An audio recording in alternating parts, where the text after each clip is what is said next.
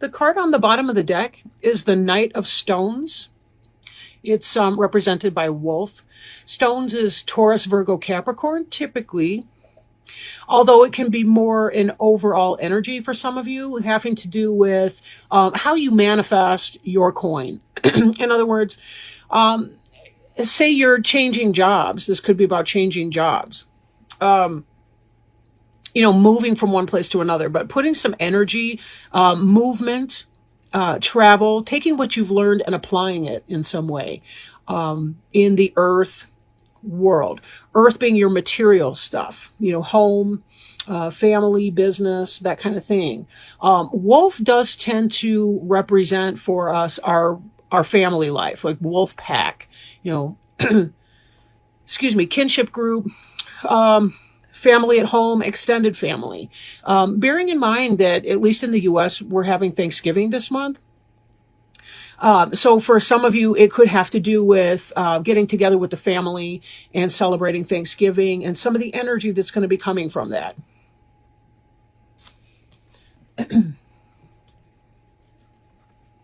Now, looking at something in your recent past, or it could be the present tense, but that is moving into your recent past, we have the Four of Arrows, which is rest, bodily rest, mental rest, just kind of taking some time out. Maybe some of you are having a 4-day weekend if you have Thanksgiving and Black Friday off, but taking some time to meditate and rest, relax, kind of withdraw from things, get a sense of where you need to go.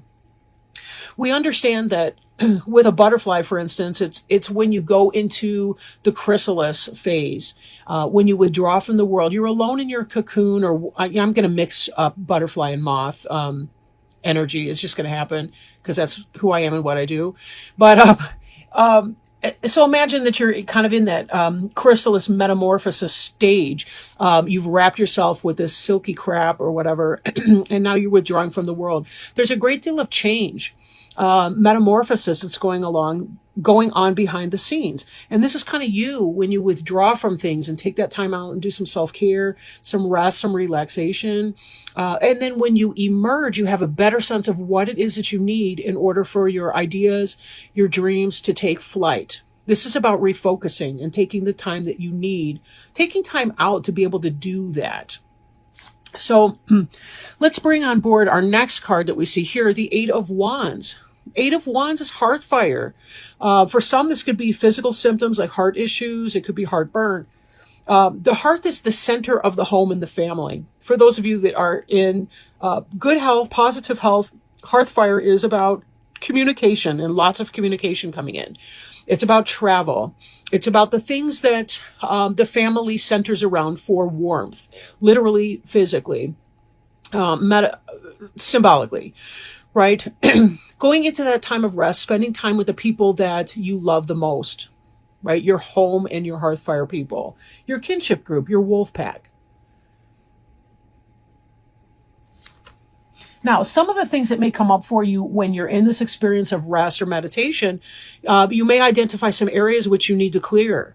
And so that's going to be consuming your thoughts a little bit. We have to be able to clear things out in order for new things to come in. I heard it put by another reader that if you are ordering, say, a new couch, you have to get rid of the old couch before you have space for the new one, right?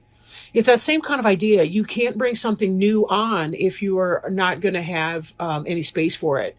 So part of what we do here is we have to clear things. Aside from the damage that's going on in California, a burn, a forest fire, for example, is a great way to clear out old growth and make room for the new. In fact, there are even some plant species, some trees and all the rest, where they need the fire in order to crack open the nut and have the new generation be able to take root and to grow. That's not all of the plant species out that way, of course, but that is a necessary process. In fact, lightning used to start a lot of forest fires, wildfires, and so on. Now, we have human-made stuff, and sometimes we interfere with that process. What used to be a healthy, natural process, now we try to manage because we've got people living there and so on. So part of what you're going to be trying to do in your moment of rest, as you're experiencing all this communication, all this energy, all this travel, all this movement that's going to be coming in, part of what you're going to need to do is, how do I clear this out without burning people? But how do I profess my need for growth? How do I communicate my needs without burning other people? There's a balance to be found in that process. Right. We can say things without being harsh. We can say things in a positive way. It does take tact and skill, of course. And that's part of what this rest period is speaking to, is that, it's cooler minds will prevail is the expression, right? Meaning, keep yourself in check as you're thinking things through. There may be a better way to do it. Sometimes things get kind of chaotic around the holidays, and passions can flare up. Choose your battles, and do we have to win? Sometimes it's about, do I want to win this argument, or do I want to be happy within this? Now, be on the lookout for issues of balance, right? Issues of balance. Some of you may find that you are really feeling at peace with yourself, and this may be in part because of this rest energy that you're having, and being able to take that time to meditate and really connect with your essence. What is the truest piece of you? We have here the element of the sun. We have the yang represented in the white horse, the red horse, the yin. We have the moon element and energy over here. We have a symbolic primordial egg with a fetus or an embryo in it. And the idea is about finding a way to balance opposing forces within yourself, so that you can, let me put it this way. There's a card called the Chariot in other decks. And one of the things is, there's two horses, typically a black and a white horse, or, like this one, a red and a white. And they represent opposing elements, opposing forces within one's own self. And it's about bringing those two together, hitching them to the same wagon, and harnessing those forces to move in a singular purpose or a singular direction, right? A lot of things that we have, for example, are just such socializing influences. There's healthy ways to do things, like say a kid's having anger management problems, you put them into some kind of sport where they can burn off some of their steam. Marriage is a healthy outlet for sexual appetites, right? So there's places we can do, we can take some of our more mysterious sides to ourselves, our shadow side, and we can try to find a way to express that need in a healthy social way. And that's part of what the card of balance teaches us. Now, the card of balance can be likened to yourself, the Gemini, in that here's a person with those conflicting dual natures, the twins, so to speak, more like fraternal twins, a brother and a sister than, identical twins. But it's the same type of energy here, trying to bring that forward, trying to find a balance within yourself that you can move forward in a singular purpose, in spite of the fact that some of you may be experiencing some conflict throughout that. Now, we see here again the same sense of a primordial egg in the moon card, front and center, right? We also see a lot of the wildness of nature. The moon can typically represent deceit, things that are hidden, things that may not be out in the clear, things that are a struggle, right? Things that are a struggle to bring to light. In fact, one of the lessons of the wolf is that the wolf is not just a sweet domestic animal that is loving within its pack members and so on. It can also be very, very savage. And it's about the balance of these two impulses and trying to allow your more domesticated side to come forth in here. That's part of the socialization process, and that's part of what makes civilization work out, is that we have to temper some of our wilder, baser, more primeval senses to bring forward something that can live in a harmonious social system.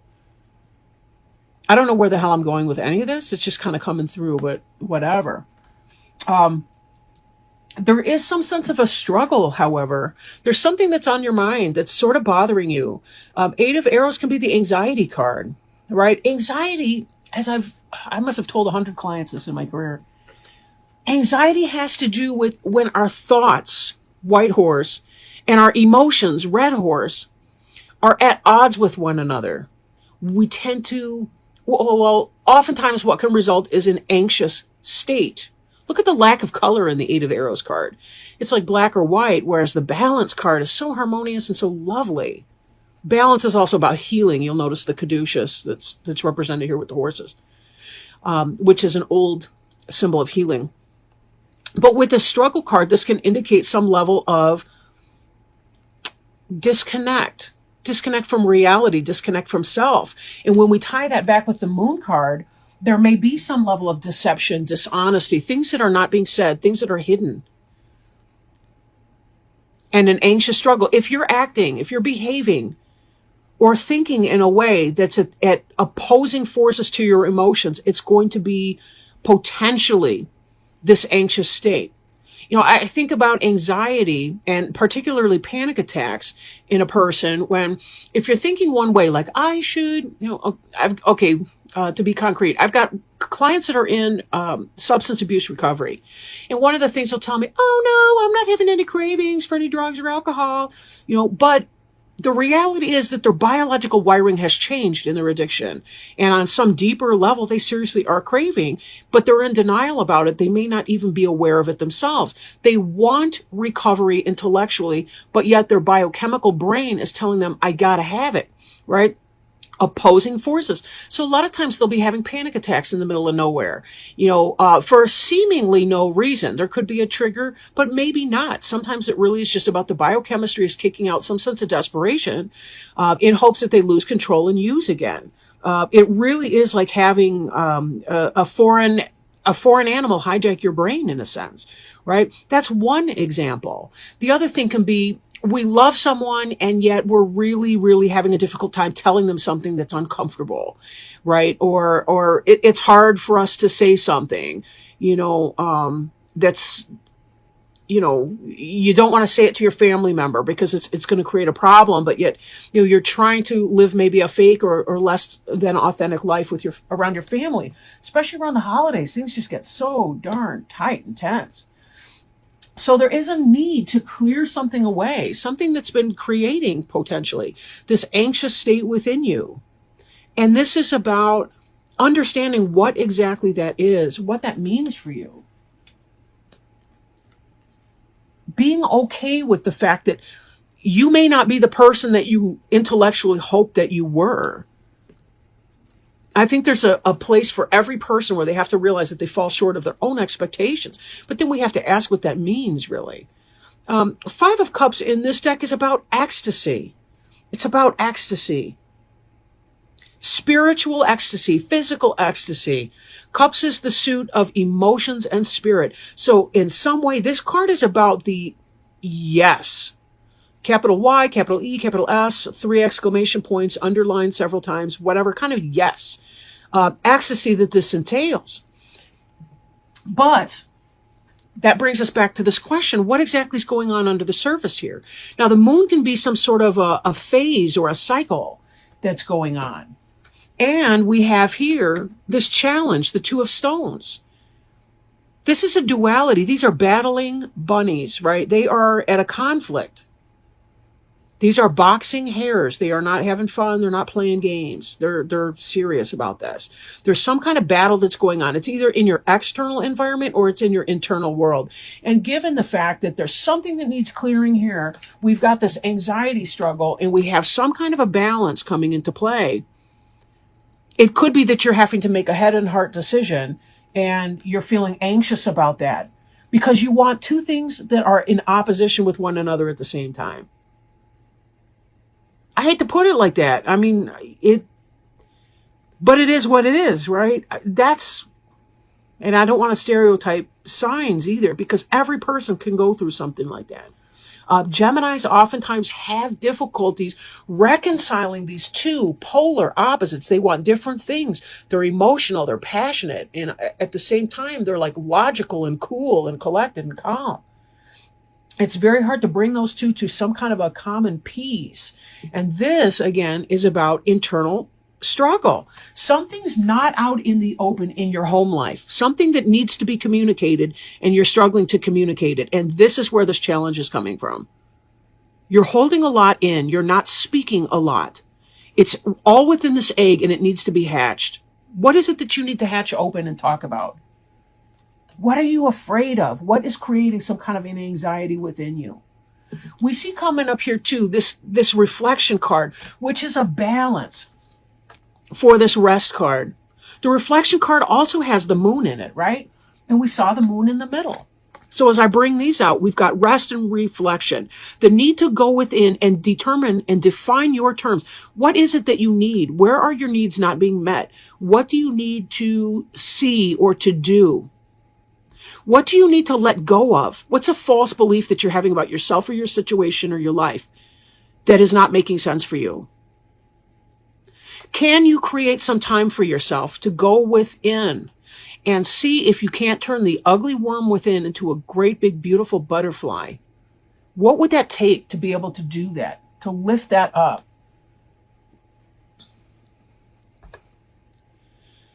Reflection is like the rest card on steroids. It's about working with the intuitive nature of the self. It's about working with lunar energies, with yin energies, high priestess energies.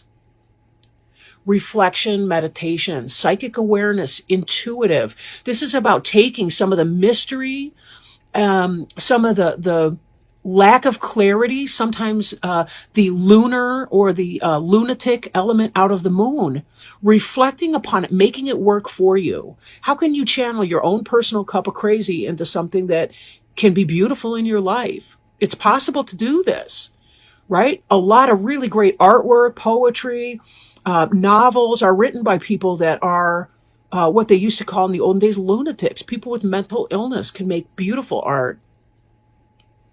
They can have an amazing contribution to society. Now, this doesn't literally mean mental illness per se. This just means there are wild parts of ourselves that are often unacceptable to ourselves, even if it's simply because there's a societal norm or a stereotype or something that we need to reconcile ourselves to, that we fall short of some arbitrary mark, whatever that looks like. Where is your mark? Where is your line? This conflict is affecting you on an internal level. And so you're going to be keeping people at bay over these holidays. You're not going to want to let them in to see that. It's going to affect how you are relating with your pack. What do you need to get rid of? What's causing you anxiety? How can you reconcile those two opposing factors? And taking some time to reflect. Taking time for self-care. You know, I get snappish if I don't have enough self-care. If I don't take time away, I get snappish. And it's not even the person that I'm talking to. It's just that I've had my limit. I've used up my words for the day. Now I need some space. I got to space out, put the headphones on, whatever the hell happens, right? It's a major arcana card, not surprising. And it's called the Hierophant. And the Hierophant was kind of like a high priest. Can represent certain things. Let me read this to you. It's kind of long, but I think it's worth it. Honorable Lord Crane is the ancient symbol of spiritual justice and longevity.